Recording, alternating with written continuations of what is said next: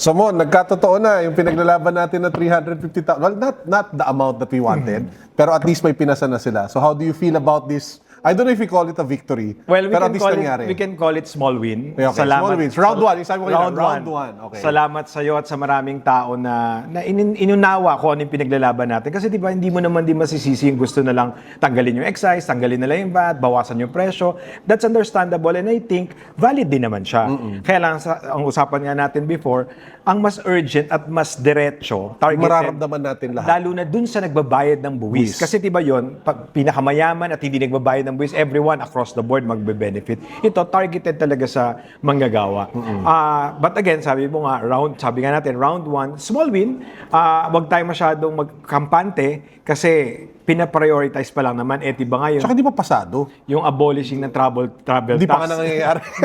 Pagtete. Hindi ko alam kung saan na stranded. Oo, Diyos ko. Nabaha din yata yung Correct. travel Baka tax. nakasama yung mga tilapia na lumalangoy sa mga bahay tsaka binabaha sa Bulacan. So, wag tayong tumigil hangga't hindi napapasa. At dalawa yung pinaka-critical ngayon dito, Carlo. Ngayon na pinag-uusapan na siya, mas mapag-uusapan natin yung detalye. We can dive deeper. Kasi dati, hindi inaagaw natin yung attention kung alin ba yung option. Ngayon, sure Correct. na tayo. Tsaka mas maintindihan ng government tao agreed. kung ano ba yung benefits nung nangyari. Oo. Kasi pag sabihin mo 350,000 tax with income tax exemption, hindi naiintindihan ng tao ano ba ibig sabihin nun. Correct. So at least ngayon na ilalabas siya into the open, mas maintindihan siya ng mga tao. So ang tanong ng mga tao, is 350,000 pesos enough ba? Hindi, yun ang sasabihin ko. Ang mahalagang pag-usapan ngayon, ano ba yung tamang amount at kailan? Correct. Kasi baka mamaya, makuha nga natin yung desired amount, pagbaba pa ni Marcos yung i-implement, di ba? Correct. So, yun yung sinasabi natin. So, May chance ba mangyari yun? oo. We? Kasi di ba, hangga't hindi siya napipirmahan, di ba pag napirmahan siya, may effectivity pa. So hangga't hindi siya nagiging batas. Nakaka-depress naman isipin yun. Napakaliit na nga lang na makukuha, tapos after he steps down pa makukuha, ma-realize? Kaya importante talaga na hindi tayo titigil hanggang sa maipasa at yung effectivity the soonest possible. Okay, so babantayan natin yan palagi dito sa podcast. Kaya nga sabi ko, Carlo, na bago ulit ako umalis na sa tingin ko, kailangan magkita ulit tayo kasi baka mamaya mag-settle na, magsaya na tayo. Although, of course, sabi ko nga, 350 is the minimum, the bare minimum.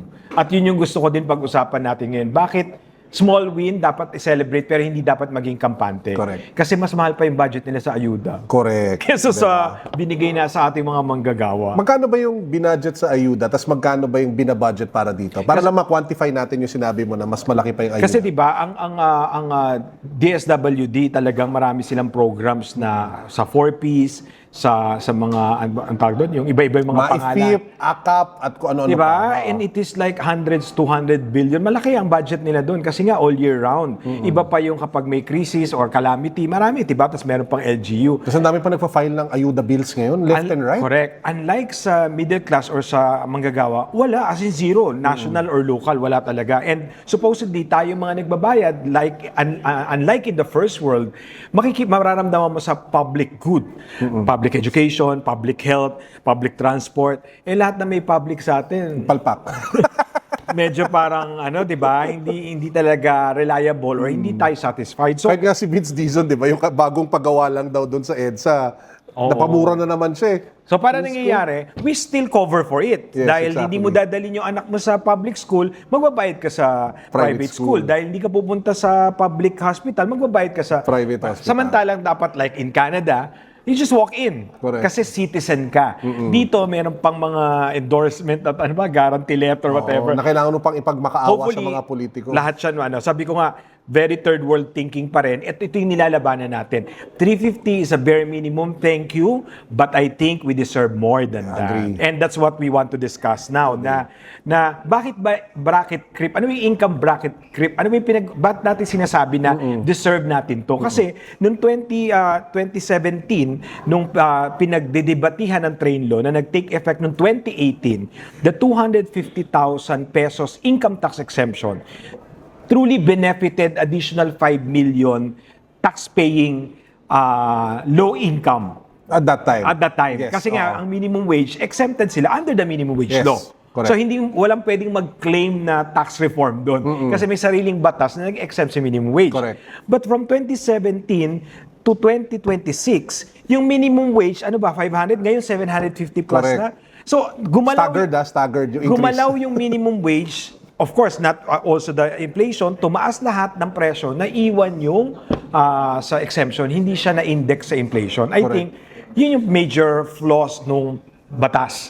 Dapat in-index siya sa inflation. Correct. Pangalawa, yung oversight. Dapat yung nakita nila 3 years after, 4 years after. Correct. Parang talagang napabayaan o nakalimutan tayo. Parang ginawa lang nila at that time, tas wala nang follow-up. Correct. Yun yung nangyari. The So parang same- ito yung utang nila sa atin. The same way with the automatic suspension. Na-realize na lang natin, ay, nag-expire pala yung automatic suspension. Kasi nga, pagkagawa ng batas, bahala na kayo sa pag-implement. Samantalang may oversight function dapat ang Congress to make sure na na-implement at meron ba dapat i-adjust, i-update. I think doon nagkulang yung ating Kongreso. At ngayon naman, dito sa 350, syempre, di ba, parang 10 bills na yata ang na-file.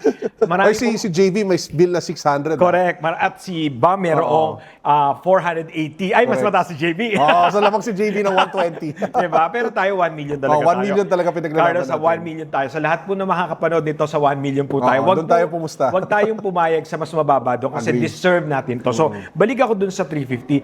Parang ang nangyari, mga rider, alam mo yung nagsakaya na lang na, sabi ng presidente, pwede na i-exempt. So, file na sila. Parang lahat sila ngayon excited, no? Pero nung pinaglalaban, parang ayaw nilang makinig.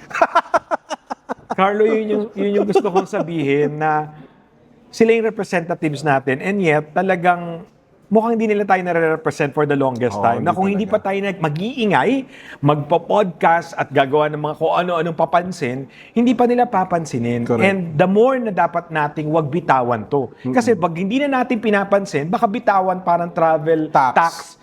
Anong nangyari? So, alam mo, hindi sa ko akin- naintindihan na yung anak mismo ng presidente yung nag-file nun. Na hanggang ngayon, wala pa rin. Saka ang point dun is, anong i-deliberate mo dun? Correct, napakasimple. You will just abolish it at yung mawawala can be appropriated sa GAA. Exactly. Which is, ito na ngayon, sa 2027, dapat i-consider na dun sa 7.2 trillion budget na merong budget si TIEZA at kung ano mang tourism investment promotion na kailangan. Kasi hindi naman natin sinasabing, wag bigyan ng budget si tourism. Kailangan pero wag natin nyo na yun. kami singilin dyan. Exactly. Diba? So anyway, going back to the 350, Yun na nga, Congressman Miro, ano na, pumasa sa committee, wala nang isip-isip. Samantalang kung titignan natin, I think nanggaling din naman kay Congressman Miro na parang sumakto lang na kung titignan daw yung parang 5 years yata, ito yung ka 6 year na dapat talaga tignan yung i-adjust. So in short, inaamin niya, coming from what he said, na hindi to more than what we are asking. Exactly. It was the utang na dapat ginawa na or kung in-index sa inflation, nag-automatic adjustment siya. Correct. So in short, Carlo, the 350 is long overdue. It is not I think it's like 3, 4, 5 years overdue. it's not something that we should be celebrating or be grateful about kasi dapat yun naibigay talaga. But again, we are grateful for whatever increase. Ang pinag-uusapan lang natin dito, gawin nyo naman yung trabaho nyo na maayos. Kasi di ba, yung sinasabi nyo na 5 million na nagbe-benefit sa train law, hindi na sila nagbe-benefit kasi natax na silang lahat. Correct. Dahil yung minimum wage, nasa 5 billion na yung minimum wage earners na hindi sila taxable not because of train law, but It was because of the minimum wage. law. Exactly. And now, going So does back that mean irrelevant na yung part na yun ng train law? Yung 250 tax exemption? Kasi Correct. covered na ng ano eh. It became irrelevant at na-compromise yung supposedly beneficiary ng train law. Exactly. Yun yung sinasabi ko, utang. Tayong mas mataas, kahit magreklamo tayo, lalo na tayo hindi papansinin, pero yung dapat na exempted, na nanatiling exempted, sila yung dapat magreklamo. Kasi after 5-6 years, malamang na-promote ka, malamang nagkaroon ka ng additional allowance whatsoever, na income bracket creep. Lumagpas ka ngayon dun sa exemption Tas wala ka threshold. na, hindi mo na nakukuha. Hindi ka na nag-avail ng exemption. And that's what you were saying, na Correct. 3 years delayed na. Kasi dapat exempted ka pa rin under the train law, na-tax ka na dahil nadagdagan ng konti yung kita mo. At si minimum wage, hinabol na yung 250. Kung ganun mo, bakit 350 lang yung pinush ni presidente? Kasi syempre, this will all go back to what the president says, no? Yeah. So, why do you feel na dun lang siya sa 350 pumatol at hindi niya pinansin yung mga ibang calls for it to go higher? I'm And not- what possible reason could he have to... I know the reason. I'm just thinking, Carlo, to what extent I can disclose.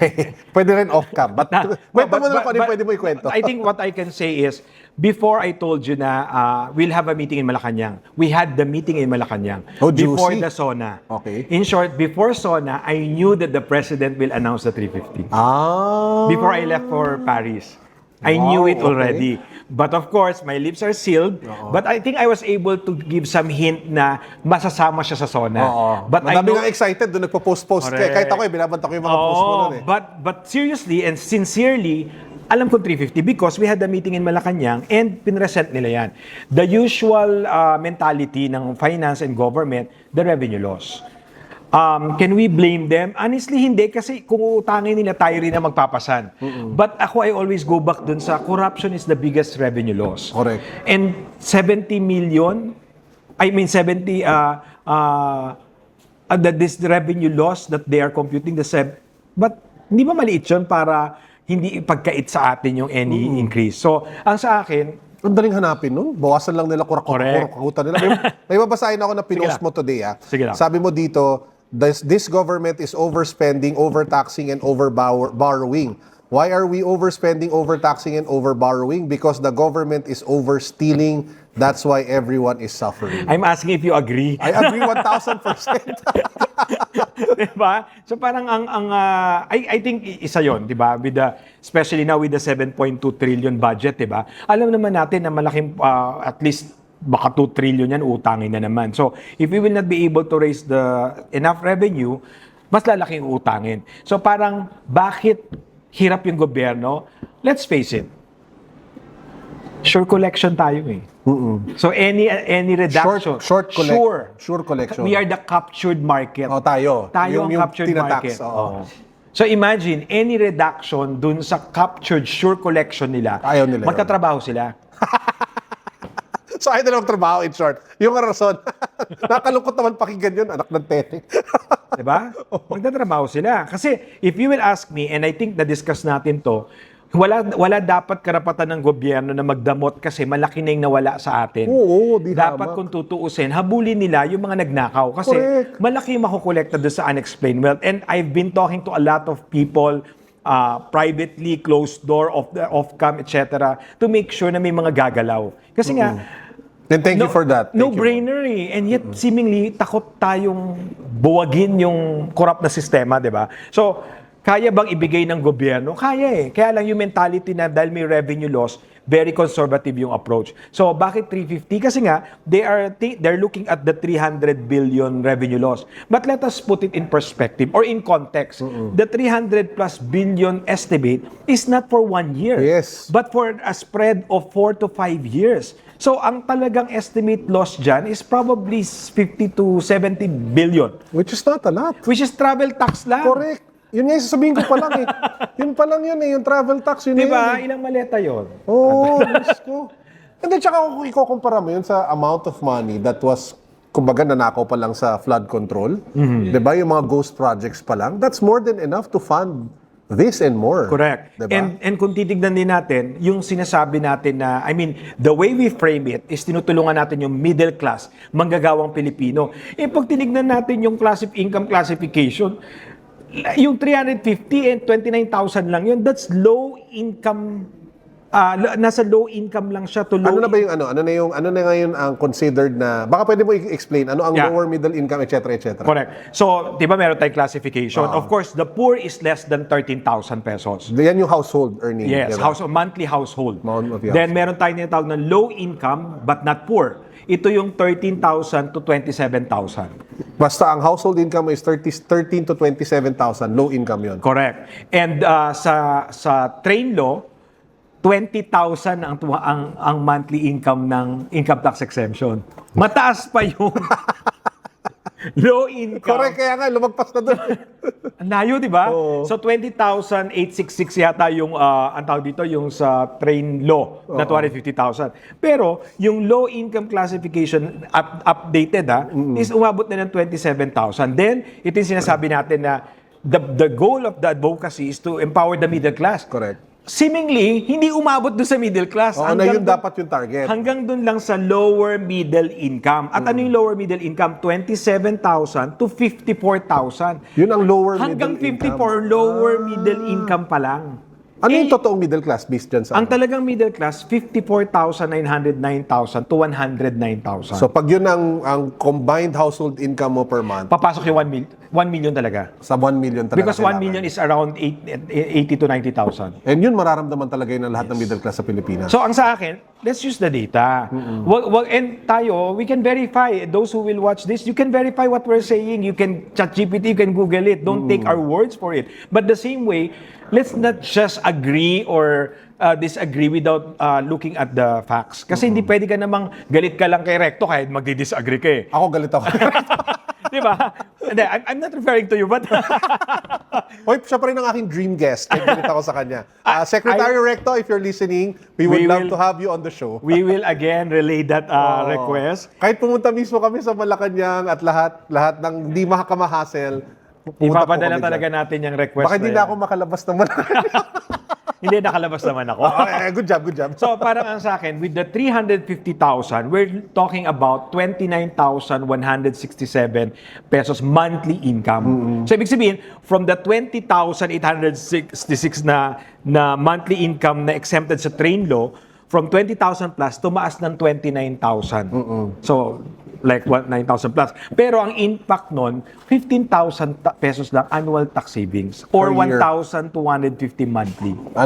Sige, tanong natin sa audience, ano mabibili mo sa additional 1,250 pesos per month ngayon, ha? Yeah. With the rising prices, ang mahal ng kuryente, pataas ng pataas ang electricity bills natin, and kahit yung gas bills, pataas pa rin ang pataas. And honestly, Carlo, without being agitated or matrigger na naman ako, let's look at the number. Tama yung tanong. Sagutin niyo po, yung 1,250 po ba, na-empower kayo? Unang-una, middle class ba talaga yung Target? natulungan Hindi talaga. Kasi yung 29,000 is lower income. Middle income. Hindi siya middle class talaga. Hindi pa siya umabot sa middle class. So, let's continue sa breakdown. So, pag tinignan mo, Yung mga nanonood, pwede nyo tingnan kung nasan kayo. Correct. Ang middle class, 54,000 to 109,000. Then the upper middle class, 109,000 to 219,000. Tatapusin ko siya, Carlo, kasi gusto kong paramdam sa mga tao na importanteng malaman mo din ano ba talaga yung classification mo. Kasi baka correct. mamaya, ikaw yung target ng gobyerno, wala ka naman pakialam at di mo naman pala napapakinabangan. Exactly. Then, the upper income, meaning hindi ka pa rin mayaman. Hindi pa rin mayaman to. So, kayo pong kumikita ng 200,000 to 438,000. Hindi ka pa mayaman dyan? Hindi ka pa mayaman.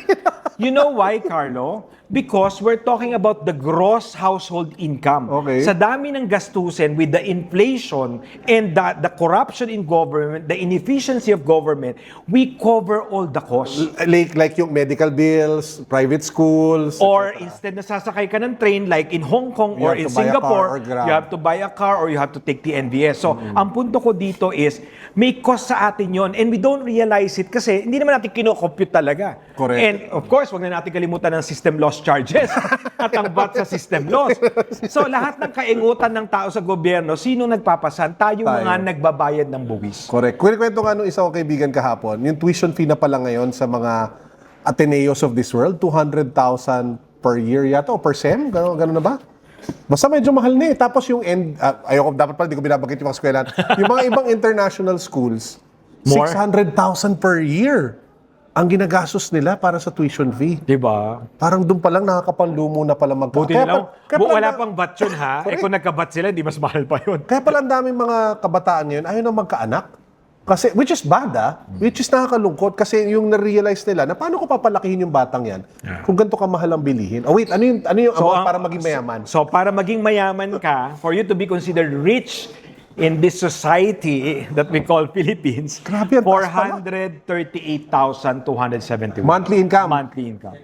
Okay, so sa lahat ng mga 438,000 in up dyan, comment down below, utang kami sa inyo. Kaya yung rich. And unfortunately, kapag ka, Naubo ako doon. Ganun pala ang kailangan para makonsider mayaman sa Pilipinas. pero, meron akong caveat dyan. Pagka sinundan natin yung train law, Diba sabi ko 438,000 para maging rich. Under the train law, kapag lumagpas ka ng 500,000 or roughly 600,000, ultra rich ka na. Ah, wow. So, And ultra that rich. means you're paying 35%. Woo! Ngayon, this is the interesting fact. Kaya sabi ko nga sa Carlo, I want to dive deeper do sa mga data eh. Ito yung datos na recently ko lang nakuha. So, si middle class tayo, so I am assuming we are below the 600,000 monthly. I wish I was at the 600,000 and higher. So dahil nandun tayo sa below, nasa middle class tayo, Carlo, tayo pala yung nagko-contribute ng 63% ng total income, lahat ng income. Ng Pilipinas? Ng Pilipinas. 63%? Tayong middle class. Hindi kasama si lower income, yung middle class lang talaga. So tayo si 63%. Si rich, nasa 26%. Alam mo, hindi ko ma-wrap around na 63% ng ekonomiya ng Pilipinas is on the shoulders of the middle class. Well, we mentioned last time na 82% ng personal income tax pa lang is sa compensation income earners. Pero kasi diba dun sa manggagawa, merong low income, may middle income, and may high income. So tayo, 63%, then si rich na above 438,000, 26%. nasa 26%. Grabe. Tapos yung tulong ng train, hindi man lang umaabot dun sa 63% na nagbabayad ng buwis. At saka dito sa 350,000 na. Ano yung sinasabi nila na kahit above naman yung income mo nun, may savings ka pa rin daw makukuha? Yes, kasi ang ini-exempt niya yung first 350,000. Hindi, just to be clear, tama, I think, Carlo, that's a good point. Hindi porket above 350,000 ka, hindi ka magbe-benefit. Kasi yung exemption, the first 250,000. Ngayon, gagawin nilang first 350,000. Ngayon, bakit importante na pag-usapan natin to? You made the first point. Hindi naman nila ina-address yung main problem. Inadmit ng presidente na tutulungan ang mga kailangan tulungan na ang mga manggagawa, empower ang middle class. I think in most of the bills, yun ang term na ginamit, empower, help, middle class. But based Does that empower? Correct. No, not just the amount. The classification alone, hindi naman siya umabot dun sa middle class. So, I think yun yung first point na gusto nating i-underscore ng maraming beses. Oo, na hindi middle class yung tinatamaan Na hindi ng mga sa programa wala tayong na hindi sa ungrateful tayo or hindi tayo nagpapasalamat sa 350, but I don't think it's enough. Yes. And It's the bare minimum. And to your point, Mon, parang ito lang yung pagbayad ng utang nila sa atin. Na dapat automatic nag-adjust kung na-inindex siya sa inflation. And that is exactly what we want to happen. Na sana naman this time, Sorry Mon for cutting you off, but yung bill ba ngayon na pinapas, auto-index na? o Hindi nga pa? eh. Ay, Yung anak guys- ng tetik. yung So, guys- so yung guys- aasa na naman tayo ng bagong bill? That's my point, Carlo. Hindi na dapat natin iasa o umasa na naman kung kailan papansinin ng Kongreso o maaalala ng Kongreso. Dapat may automatic indexation na. Oo nga, ba't di pa nila ginawa yun? Yun na nga, kaya nga sabi ko sa'yo, ang bilis porket pinrioritize.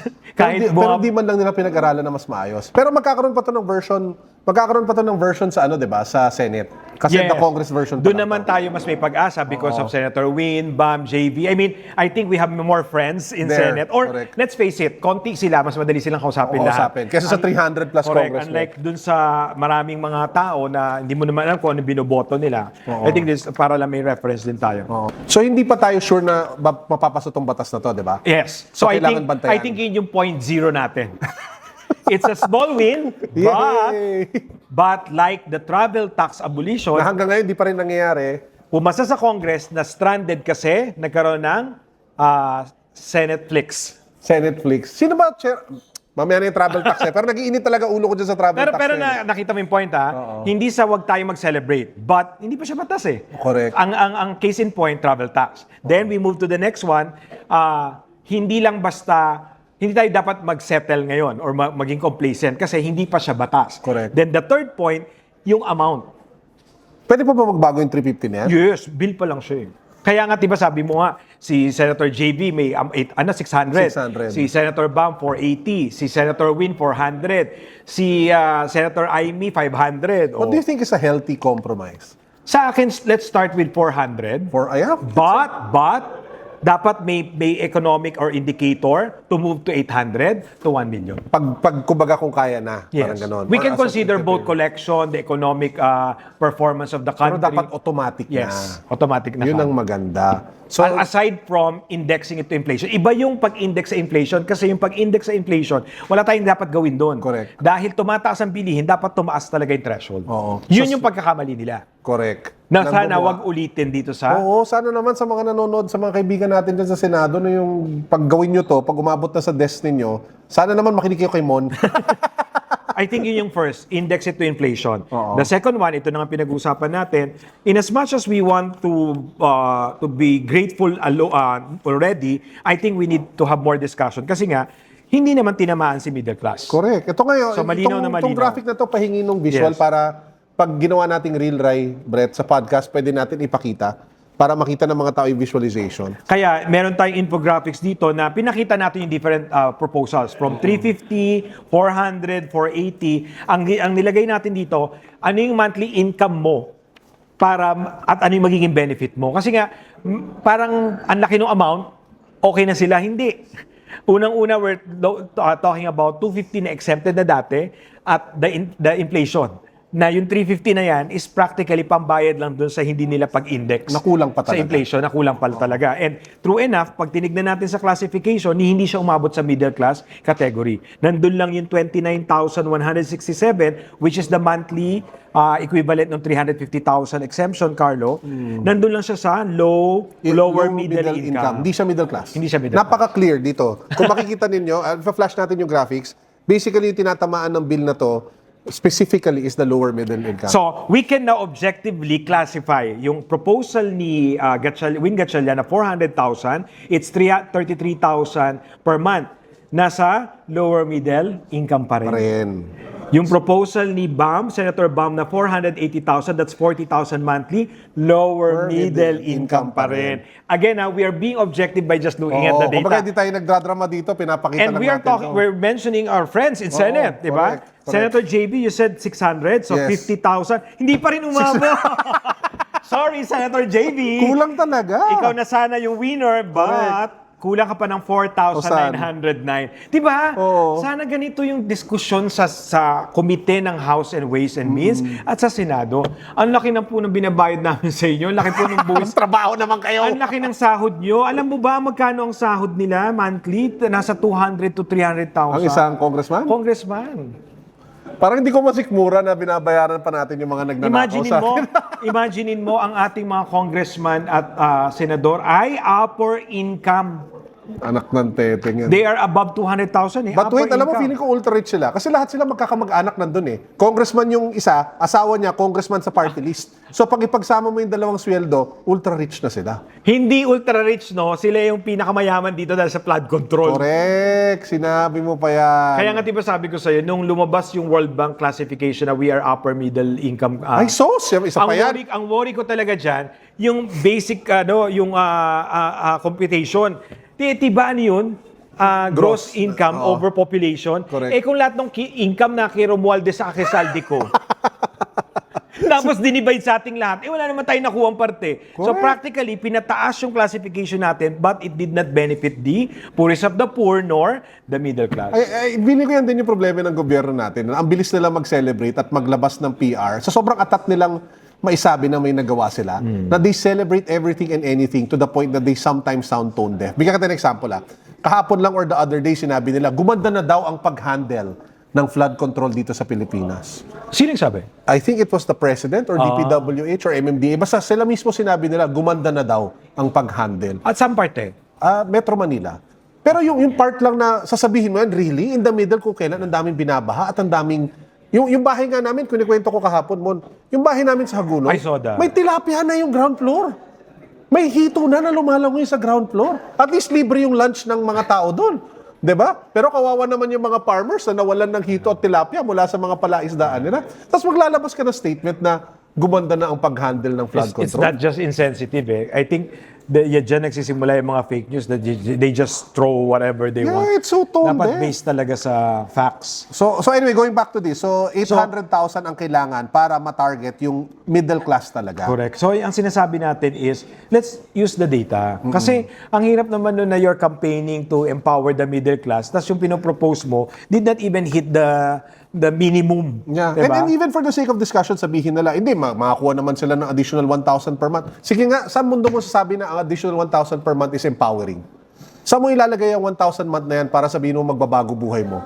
Sige nga, meron ba? Meron bang investment na 1,000 a month, magbabago ang buhay mo? So, isip.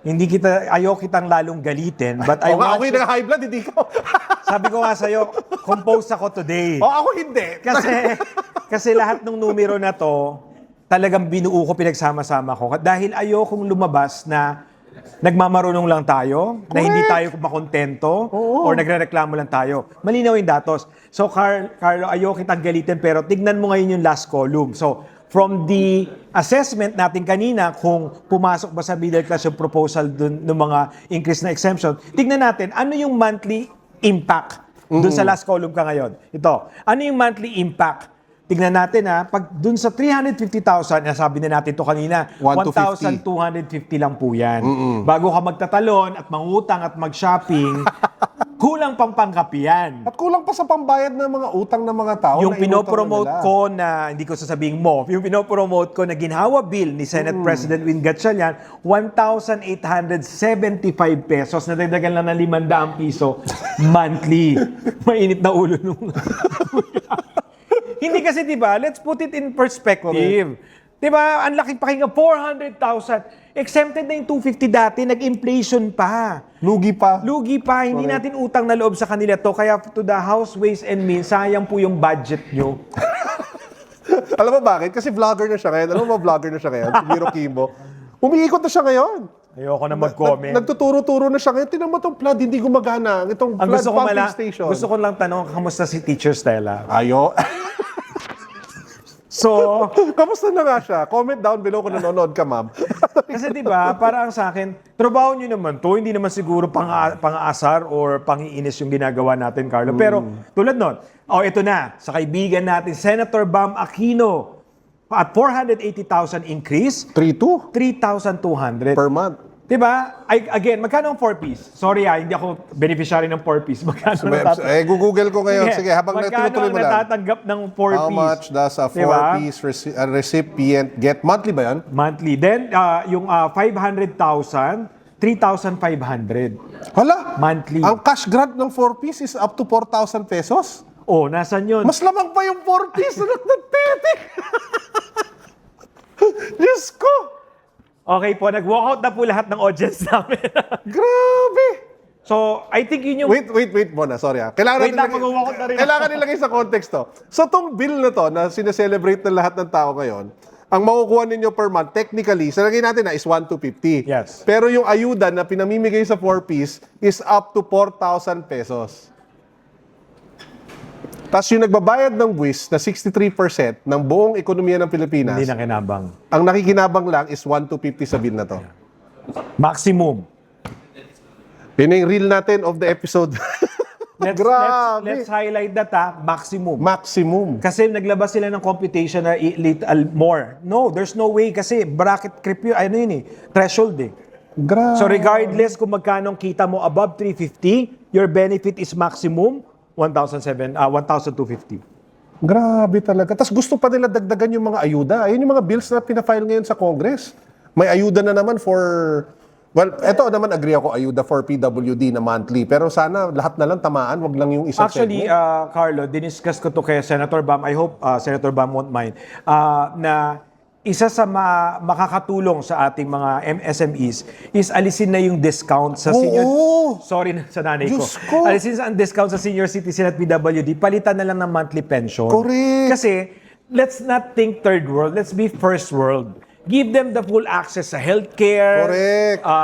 Monthly stipend, what to do with the money. Kasi po, ang discount po, disproportionately beneficial sa may pera. Amen. Yung mga lola natin sa Forbes, na taga Forbes, they get benefits sa mga mamahaling restaurant at sa mga kanilang mga grocery. Sila pa yung naglalabas ng PWD. Unlike ang nanay ko na namamalengke sa Apalit, Pampanga, na bahay pa rin po ngayon, wala namang discount sa palengke. Tapos pag nag-discount ka sa grocery, napakaliit, wala pa daw 100 pesos sabi ng nanay ko. So again, let's put it in context. Wag natin daanin lang sa kung ano yung magandang pakinggan or hindi. In fact, sorry quickly lang, yung na-interview namin yung presidente ng Resto PH Association, si David. Sison. Tama, yes. And yun nga yung one of the things na bring up niya eh.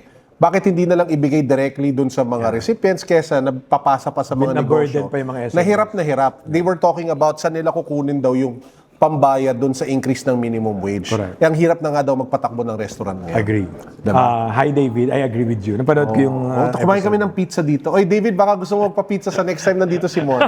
David, bakit ganon? Ako yung nakibaka para sa inyo. Bakit si Carlo nagka-pizza? Gawa tayo na, alam mo to ah. David! Gagawa tayo ng isa, yung first episode natin na dalawa yung guest ko, gawin natin yon, i-set up natin. Ikaw tsaka si David, tapos magmukbang na lang tayo. Yan. At magwala na lang tayo sa Wait, gobyerno. may Korea ako. Pwede after ng Korea After ko. your Korea, we will set that up. Magmumukbang tayo at awayin natin ang gobyerno. Yes. And speaking of ating mga investors, yun nga, may investment mission tayo sa Korea na ang sinasabi nga natin, we keep attracting foreign investors, pero yung mga SMEs natin, nahihirapang magnegosyo dito sa sobrang Pilipinas. kawawa, ang hirap magnegosyo dito. Well, anyway, Kaya- going back, sorry. So 3-2 sa 480,000 ni Senbam. Diba? 3-2 lang. Oo. Then, yung 500,000 ng kapatid ng presidente, 3,542. Nadagdagan ng ilang daan. Feeling ko tong 600,000, yung at 5,208 a month, medyo mararamdaman na yan ng tao. Well, but again, nasa upper, na level nung lower middle Lower income pa rin. oo. Kumbaga, konting tumbling na lang, middle class na siya. Oo, yun talaga yung tatamaan, yung 8,542. Imagine ninyo, Brett. Ray, nasa si Ray? Wala na si Ray. Imagine mo, Brett. Ray, kung every month may additional 8,542 pesos kayo. Di ba? Nag-expect na sila. O, hindi ko sinasabing ma-increase kayo. Pucha. Ano mo to? Awayin nyo si Bongbong. Pucha. So, pero yun yung effect. If they pass that bill, imagine, everyone na nanonood ngayon, isipin ninyo na kada buwan meron kayong additional 8,542 pesos. Kada buwan. Yun ang empowering. Kasi sa 8,542, ipunin mo yun sa isang taon, kapital na yun sa negosyo mo. And yun yung sinasabi ko din, Carl, na kung gusto nyo, if we're talking about the fiscal space, the revenue loss, pwede naman natin gawing tier or phasing. Oo. Na ako, agree ako sa'yo na I think 600 yung mas appealing kesa sa 400. Correct. Pero kung if you want to be conservative, but implemented this year, para naman sa Pasko, malaki ang tax refund namin. Amen. Kasi yung 15,000 is malaki kung one-time tax refund. Correct. Pero yung 12 months kung aantayin, utang na loob. Utang na loob, Pilipinas! Wala, nag-super saiyan na. Akala ko ba hindi ka ma-high blood ngayon? 15,000! Gusto niya antayin ko 12 buwan. At gusto niya ipagpasalamat ko sa gobyerno. Yan na. So, pero Nag-super saiyan na po, guest natin. pero kung po ibibigay yung one-time tax refund sa Pasko, I think lahat po kami dito magpapasalamat. Matutuwa. Lahat naman nanonood, Imagine mo kung makakapanood. 8,000 yung tax refund mo times 12. Pucha. So tatalunin natin yung last point natin. Dapat effective this year. Paano Para natin masisigurado yan? Ano pwede natin gawin para, lalo na yung mga nanonood, ano pwedeng gawin ng Pilipino para siguradong mapasa to this year? Itag po natin lahat ng senador. Yung congressman nyo, itag nyo. Pero yung mga senador, particularly po, si Senator Ping Lacson bilang chair ng Senate Ways and Means. Siya Ways and Means na yun. Of course, si Senate President Win Gatchalian, since siya ang taga-kumpas ngayon sa Senado. At yung mga tagapagtanggol ng SME, si Senator Bam. Kasi tandaan natin, karamihan sa SMEs, nasa personal income tax po yan, nasa Correct. graduated po yan. So, Correct. ano pa to, nasa teritoryo pa rin ni Bam dahil nga SMEs pa rin ang makikinabang. Buti na lang sensible yung mga pangalan na sinabi mo. Well, dahil doon sa Gregudon. Kasi yung prior to that, Hindi sensible. ano talaga, comics. So, pang-comics talaga, di ba? So, importante po, before yung amount, effective this year. Sige, yan. Susuportahan ka natin dyan. Gagawa tayo ng content. Ulitin ko, Carlo, okay ako kahit 400,000 kung effective this year. Kasi it means meron akong tax refund. Meron po tayong tax refund, maximum of 22,500. Per year? Sa So December. parang bobonus lahat ng tao ng Correct. 22,000? Diba? Uy, pwede na yun Mahal na presidente, Mahal ba talaga? kahit hindi na po namin makita si saldi ko. Total, mukha namang hindi na magpapakita. Ibigay mo na lang sa amin yung 22,500 tax refund. Bahala na kayo sa buhay nyo! Pati si Martin Romualdez, bahala ka na sa buhay mo! Kasi parang sa akin, ulitin ko lang din hindi tayo humihingi ng ayuda o pera sa gobyerno. Hard-earned income natin to. Ang Correct. hinihiling natin, wag mo nang buwisan. Correct. So, I think even yung pag-compare mo sa ayuda, mali eh. It's apple to oranges. Correct. Kasi yung ayuda is Handout. Oo. Yung itong hinihiling natin is Pera natin exemption, to. pera natin na ibigay sa atin. Actually, may maganda kang point doon. It's very different. This is kumbaga our money. Mas masakit pala. Oo. Mas nakakalungkot pa pala pakinggan kung gano'n. Atin na, ayaw nyo pang ibigay sa amin. Correct. Parang, nakakabuisit talaga pag iniisip itong mga So, to. yun, ulitin po natin. Ang third point po namin ni Carlo dito is siguraduhin nating effective this year. Kaya po ba? Kaya kasi kakalusot pa lang sa House Ways and Means. Ano ba yung process? So, sabihin natin, lumusot Kasi na sa tandaan Ways mo, and priority bill to. Oo. In short, pwede pumasa to anytime, agad-agad. Oh. Kasi kaya lumusot sa Ways and Means because in the same week, nag-first and second reading sila. Ay, bakit yung travel tax priority bill hindi nangyari? Kasi nga nag-Senate Flix. Ah. Kung lumusot sa, in fairness naman kay Congressman Miro at sa Congress. Lumusot sa pumasa Congress. sa Kongreso. Sino ba? Alam mo, i-research ko kung na kaninong committee ang travel tax na yan. Kakalampagin Sasagutin ko yan. na kita. Sino? Na kay Pia Cayetano. Hoy, ikaw. Natanggal siya. Ngayon si Ping na. Also si Ping. Nakiping na ngayon. Pero yung stranded kay Pia. Pero ngayon ang kay Pia pa rin o nakiping na? Ping na. Nakiping na. O Senator Lacson, baka naman pwede, pakiano naman, galaw-galaw ka naman dyan. Alam ko, iniimbestigahan mo ang tagig. Diba? Alam ko, yun ang hot issue mo, may away ka kay Peter Cayetano. Pero baka naman pwede mo isingit sa committee hearing mo na ano. Diba? Ay, alam ko bakit may issue, ba't ngayon? Kakalabas lang kanina, yung may drama kahapon eh. Sinabi ni Raffy Tulfo na hindi daw makapag-hearing yung mga committee. Kasi hindi pa daw kino-confirm ni Alan Peter Cayetano yung membership ng minority sa mga committees na yon. So hanggang i-confirm ng minority, yung mga members nila, hindi daw makapag-hearing yung mga committees. And speaking of, si Alan Peter din, ang Senate President, nung time na pinasa yung travel tax abolition from Congress to Senate. Naku! So, dalawang Cayetano yung nag-cause ng delay. Oh, naku! Kaya importante din para sa ating mga kababayan, malaman natin sino yung accountable, sino yung in Correct. charge. Kasi hindi pwedeng magreklamo ka lang, magalit ka sa lahat ng politiko. Sa lahat, hindi ganun eh. Kasi kahit gusto natin, kung hindi ka naman yung chair ng committee, kung hindi naman ikaw yung Senate President, hindi ka din makakaporma eh. So ulitin natin, lumusot po sa Kongreso yung pag-abolish ng travel tax. Thank you po sa Congress, pero hindi gumalaw sa Senado. So ang kakalampagin natin Ngayon, sa si Senado. Ping Lacson na. Si Ping Kasi Lacson. hindi na si Pia Cayetano. From sige. Pia Cayetano, naging So Ping gagawa Lacson. ko ng Dear Senator Lacson video pagkatapos nito. Pero balik muna tayo dito. So pumasa na siya sa committee, sorry, itong 350,000. Okay, pumasa na siya sa House Ways and Means Committee. So may plenary pa. May plenary pa. Okay, so yun Pero ang ang, babantayan natin. kasi pag priority, ang napapabilis yung committee hearing. Kasi kung hindi siya priority, dapat siya 2 to 3 months eh. May pagitan, etc. Kaya nga sabi ko sa'yo, parang hindi sa trabahong tamad, parang wala namang ginawa. Parang nag-prayer meeting lang sila. Bakit hindi Let's hold hands. Bakit hindi niyo po nakita itong mga datos na to? Bakit hindi niyo po pinadala mo ba? na-realize? Hindi naman akin to, research to eh. Hindi naman, di ba? Ibig sabihin, hindi ko naman to sariling, I just put together the data. Na ulitin ko, trabaho nila yan. Correct. Again, hindi po tayo nagagalit pala ako. Kasi trabaho ninyo dapat na siguraduhin na yung mga batas na ipapasa, yung mga policies natin, data-driven. Correct. Hindi yung dahil sabi ng presidente, blindly gagawin mong batas. Hindi. Dapat siguraduhin And mong that should tama. be the expectation and the norm. Correct. Diba? So anyway, so after ng House and Means plenary, tas only after that pupunta sa Senate, ganun ba yan? Correct. Tas after ng Senate, Magba-BICAM. Senate committee muna. Senate committee, Tapos plenary, then tas BICAM. So may chance talaga na hindi matapos yan this year. Kung hindi bantayan.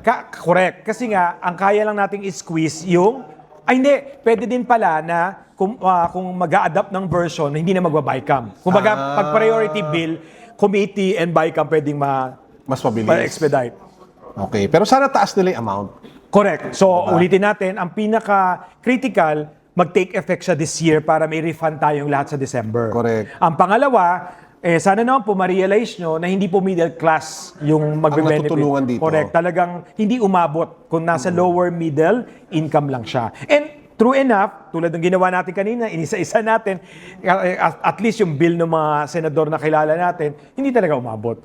Kasi nga, pag gross yung tinignan mo, mukhang malaki. Correct. But we're looking at the classification and yung monthly impact. Correct. And ang totoo dyan is if umapak siya sa 800,000 Correct. Yun yung talagang katotohanan na you're empowering the middle class. Kaya babalikan po natin yung proposal natin na kung hindi natin kayang ibigay ng isang buhos, gawin nating phase 1 this year, 400,000 or 600,000. Correct. Then next year or with some economic indicators, it will increase to 800,000. Then to 1 million, then index it to inflation. Correct. Para hindi na po Tuloy-tuloy na tayo yun. ulit magmamakaawa o maglalabi ng ganito for them to do their job. Correct. Kasi ang mahirap dito, Carlo, we're asking them to do their job. We're not naman asking anything more eh. Yeah. We're just asking them to do their job. You Oo. failed us by not updating this, by not indexing it to inflation. Yeah, by just sitting on your asses. Diba? So now that you're adjusting it to 350, thank you, but it's not enough. Correct. Para lang ma-visualize ng mga tao yung effect ha. So pag napasa yung 800,000 peso version, sige kahit sa 600,000 muna tayo. Kasi Dahil nakikita mo yung number, bilis mo mag-negotiate. doon ako sa dulo eh. Di, para na maintindihan ng mga tao dito. So sabihin natin sa 600,000 yung napasa.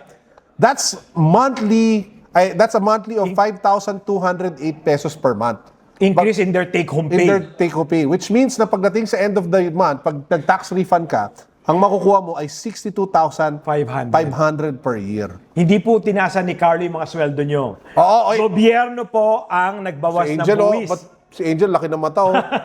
Kasi di ba, parang for the longest time, laging tayo yung nagbibigay, yung gobyerno pasa lang ng pasa. So I think this is the time na iparamdaman na ng gobyerno na they are really looking after us. Oo, tsaka pababa ka na naman, BBM. Okay na yan, kung gagawa ka ng... Di ba, paalis na siya eh. Kung gagawa ka ng... Kung baga, paproblemahin mo na lang. Sa susunod na presidente. Pero sabi ko nga, Carlo, hindi naman masaklap, ay masama eh. Nilagyan mo ng economic indicator Yes, so that exactly. it's not blindly increasing Oo. it up to 1 million. But ang pinaka minimum, index it to inflation. Correct. Kasi yun dapat yung no-brainer na hindi nila nailagay. Ba't hindi nila nilagay yun ng train? Mahina sa ano? Inuna kasi Hindi ko yung- na lang tinapos yung sasabihin ko. Inuna kasi yung sugar tax. Oh, now we go now to the revenue loss. Oh, hindi. Sige, papuwiluhin kita. Okay, revenue law. Sige. Oh, sige. So, dahil ito yung mga wish natin, syempre hindi naman natin pwedeng pabayaan yung gobyerno sa kukuha ng pondo, Pera, 'di ba? correct. Dahil Oo. unfortunately, tayo yung captured market. Oo. Siguro ulitin lang natin, ang middle class po ang nagko-contribute ng 62%, 63, 63% ng 63%. total income Ng gobyerno. Then, 26% ay yung rich. Dapat yung weight ng vote ng middle class, 63%. Naku, Sorry. mapapaaway tayo. You know, I think Senator Miriam Defensor yung nag-agree or nagparehas kami ng statement. Before, I'm not saying yung pa rin ang paniniwala ko, but I also said it before, once upon a time, na dapat income taxpayer lang ang voters. Ayoko Siyempre, na magsalita marami pa, baka awayin ako eh. Pero, Siyempre marami nagalit sa akin kasi pag sinabi mong taxpayer, all of us are taxpayers. magbayad tayo VAT eh. Dahil may VAT. Because as long as you consume something, you're paying VAT. But if you're an income taxpayer, ibang usapan yun. Correct. But May trabaho ka. again, dahil naman nagsimula tayo sa puro datos, and yun naman din ang training ko as a tax policy person, out of the 118 million Filipinos, nasa 22 or 23 million lang naman ang registered na individual taxpayers. So imagine mo, kung yun lang ang botante, Continue. Pero magbabago talaga politics ang political landscape pag mangyari yun. Diba? The quality of leaders that we will have will be much I doubt if Robin Padilla will even be in the survey. different. naman tayo. Hoy, Ay, sorry. siya ang number 1 ngayon. Ha? Siya ang number 1 senatorial. Ako ang tanong ko, at 40, hindi pa ako natanong ng survey. Sabi sino ba tinatanong dyan sa survey ng mga false Asian na yan? Siya number Hindi- 1, di ba? Ano ba yung mga false Asian na yan? Bakit hindi ako natatanong? Oh. Ikaw ba natanong ka na sa Hindi survey? pa. Wala nga akong kilalang ever na natanong pa ng mga survey na yan. Diba? Kung may kakilala kayo natanong or natanong na kayo, please comment down below. Diba? Tapos, number 1, ano ba si Bongo? Number 2 yata, number 3? Sakto, kakasuhan na rin siya ng ombudsman. diba? So, congratulations po. So, again, we are not indifferent. Alam natin na itong hinihiling natin na adjustment na deserve natin, merong revenue loss. Correct. So, saan kukuhanin? Under po sa Progress Bill, ito po yung pinaka panukala ng presidente. Ito yung bill na sinabmit ng Department of Finance. Nabasa ko nga yun. Correct. Ang gusto nila, kolektahin ito sa mga excise tax, pagdagdag ng excise tax. Correct. Sa sugary drinks, Sa- sweetened drinks, sa motor soft drinks, vehicles, soft drinks. sa vape, Sa vape dapat sa talaga. alak. Ang atin lang problema dyan, they are presenting it as if it is a health measure. But at the same time, they want it to be the source to recover the revenue loss. So ano po ba talaga mga kuya at ate? Kasi pag sinabi mong health measure, you want a reduction or to reduce the consumption. Correct. It means the collection will go, Go down. Diba? Which doesn't satisfy the point of it Being the Correct. source of the revenue loss. Pangalawa po, if you keep increasing imported goods, the excise tax on imported goods, primarily tobacco and vape, kasi mga imported dyan you are pushing most of the consumers, especially sa probinsya, to go underground or black Smuggle. market kasi mas mura talaga yung illicit goods.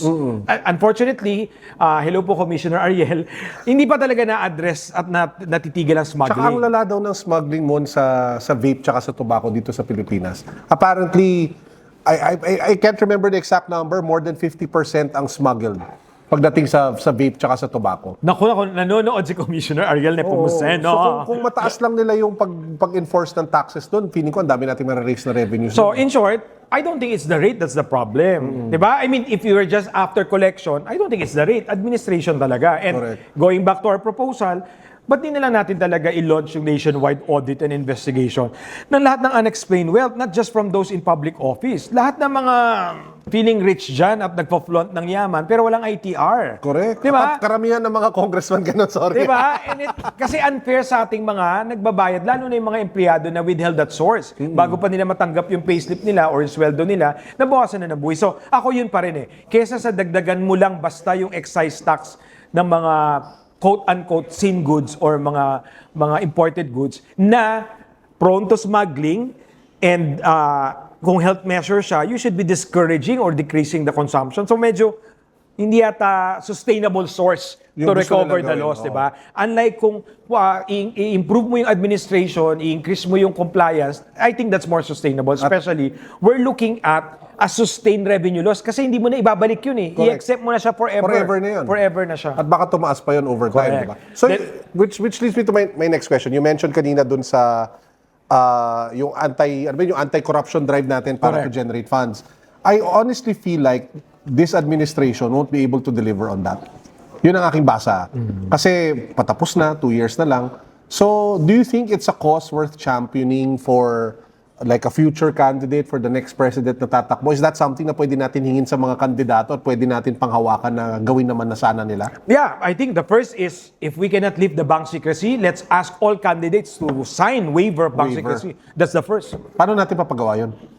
I think it's just as people demanding clamor kasi Public clamor. Correct. Remember, hindi ipapasang batas yan dahil yung nasa kongreso ang unang tatamaan. Oo. I mean, honestly, it's a no-brainer na i-lift na yung bank secrecy kasi ang napoprotektahan lang naman talaga ng bank secrecy, yung may tinatago. Correct. Unfortunately, yung mga magpapasa, may tinatago lang. Halos lahat sila. Diba? Halos all of them are Diba? are It's the like same that. problem with the flood control. Bakit hindi talaga siya maimbestigahan? Kasi nga, apparently, lahat talaga sila damaged good. Hanggang ngayon nga nagtatako bakit wala pang congressman apart from Zaldico and Martin Romualdez na ano eh. Diba? Kasi Lahat naman sila eh. I think tatamaan talaga. Lalo na yung mga committee chair ng finance or appropriation. Kinari yung point ko lang, Bulacan. Di ba doon nagsimula lahat ng gulong to? Wala nga isang congressman ng Bulacan na pinag-uusapan eh.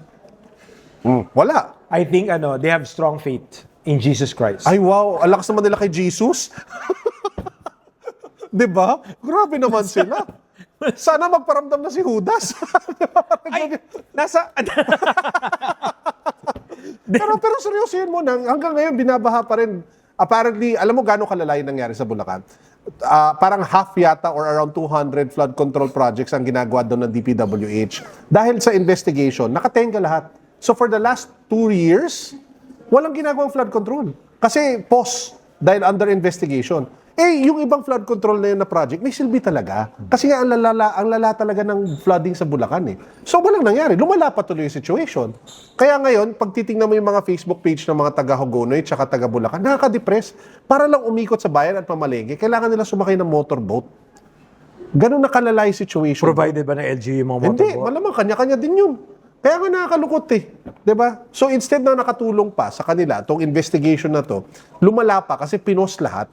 Kaya dapat talaga kung meron silang titingnan na lugar para ayusin yung flood control, Simulan talaga dun sa sa Bulacan. Doon sa kung saan nagsimula. Kung saan lahat nagsimula. Diba? So anyway, going back, I just have mga 2 to 3 more questions before we wrap up. So apparently, one of the things that you mentioned last time, yung sources of revenue, was taxing the big companies, Yes, the large international companies. multinational corporations. So may sinabi si Donald Trump, Okay. ang sabi niya, he will levy a 100% tax on countries that will tax daw US digital companies. Katulad ng mga Facebook, Netflix, at kung ano-ano pa. So, paano natin to maiikutan kung yung presidente mismo ng US ayaw mangyari to? Well, number one, we have already implemented the value-added tax Yes. on digital services, di ba? Yes. Pero kasi, hindi kasi siya naka-target lang sa US companies.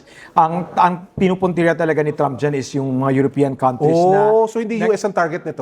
na nag-impose ng digital service tax. Okay. Hindi tayo nag-impose ng digital service tax. Okay. Nag-expand natin yung coverage ng value-added tax. Okay. Then, itong proposal natin na global minimum tax, hindi rin to nakatarget sa US companies. In fact, nag-withdraw ang US sa OECD. Ah, wow. Correct. Okay. Kaya, ang talagang major argument dito is how do we deal with the US companies? Kasi nga, walang benefit sa kanila yung any additional collection dahil hindi naman nila makikredit sa country nila. Correct. Dahil hindi ino-honor ni Trump or ng US government yung OECD agreement. correct. Oo. But the rest of the world, at least the 142 signatories, we will be able to benefit from this. Kasi nga, additional revenue talaga sa Philippines. Yung mga pina-profit ship or hindi dinideclare sa Pilipinas, pero dito kinita, dineclare sa Bahamas, sa Cayman, sa Ireland, or So it's totally different. yes, Okay. So again, the digital service tax is different from VAT, and the two are different from the global minimum Ano tax. na yung current situation nito, yung this one? The global minimum tax, at least in the ASEAN region, tayo na lang hindi nag-implement. Ay, bakit? Kasi nga, hindi naintindihan ng Congress kung ano yung global minimum tax.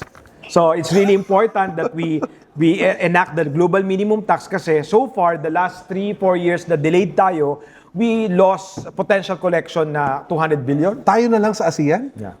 As in, Pilipinas na lang? Yeah, The number loan? 1, Vietnam. Vietnam, I think first year, pag pirma nila, in-implement kagad nila.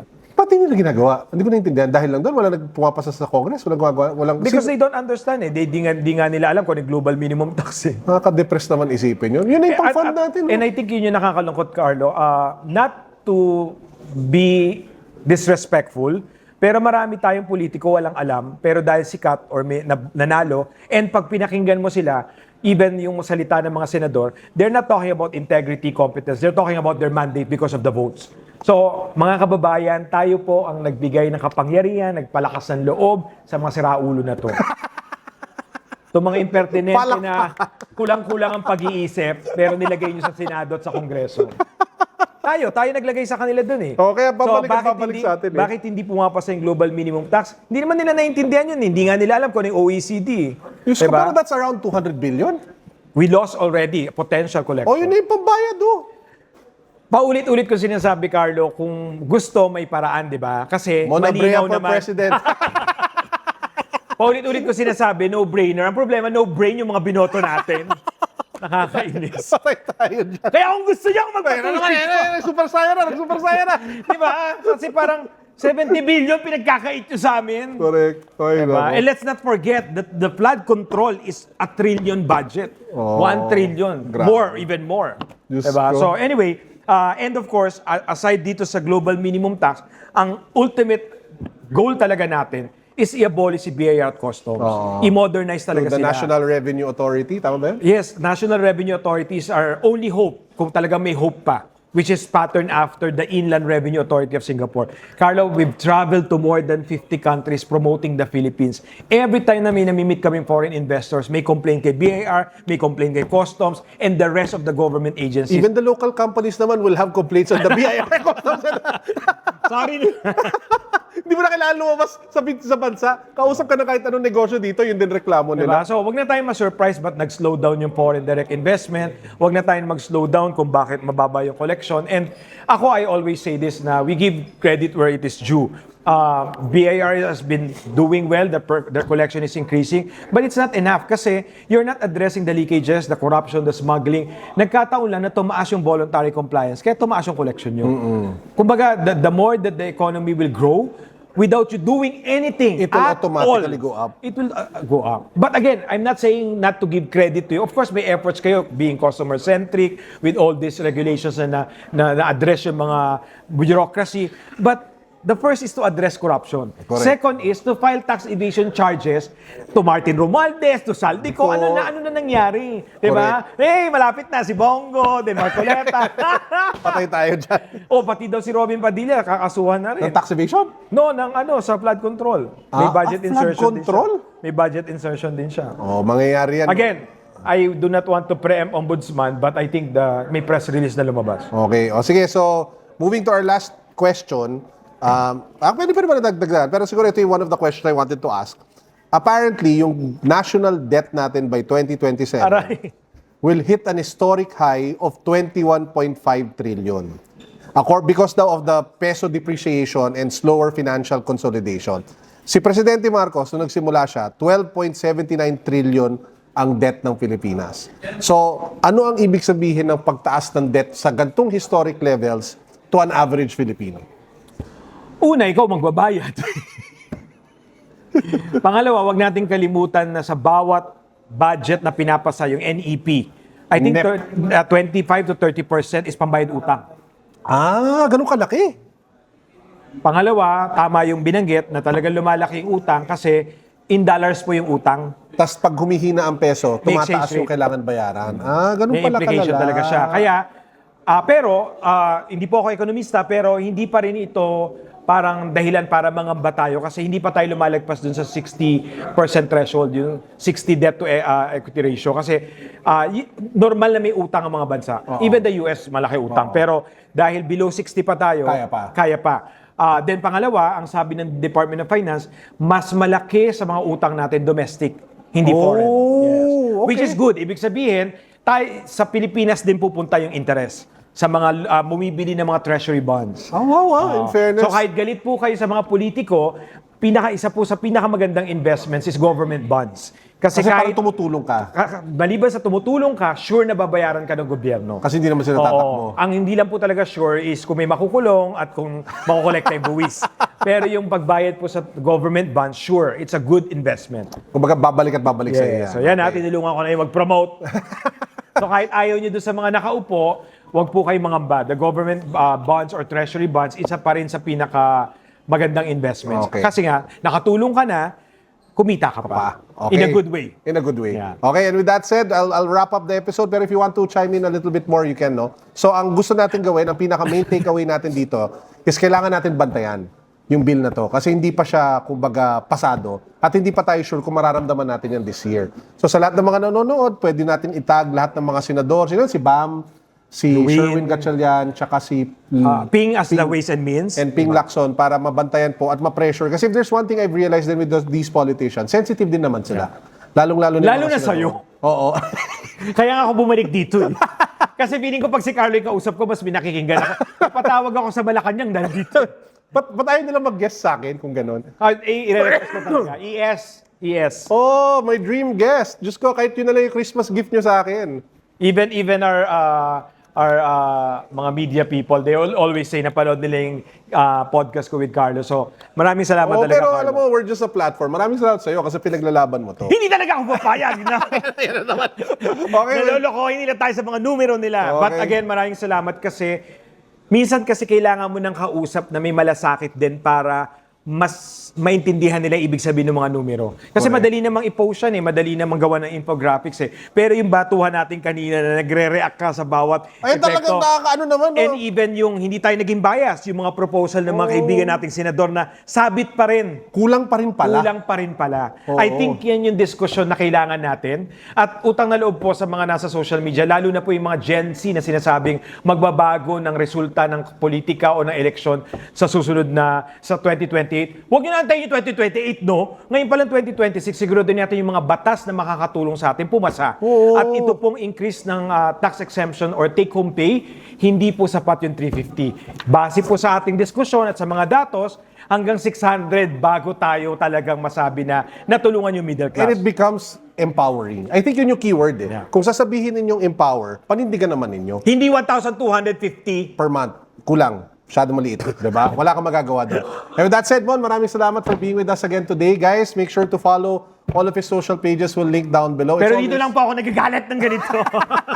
Pero tututuhanin ko yung gagawa tayo ng isang episode. Pagbalik mo from Korea, Yes. we'll set it up with David. Magmumukbang episode tayo. Gusto ko yan. Pizza Block na with yung mango. schedule. Masarap tong mango pizza nila. David, Sobrang sarap. anong Maraming- kasalanan ko sa'yo? Oo, may mama loose na kasi sa baba. Kaya... Kaya nung na-invite namin siya, sabi niya, masarap daw yun. As in, nagpakuha kami, tapos kumain kami dito during the show. Salamat sa pangingit. Okay, that's it. Maraming salamat, ladies and gentlemen. See you again next time in our next episode. Mon, salamat. Salamat.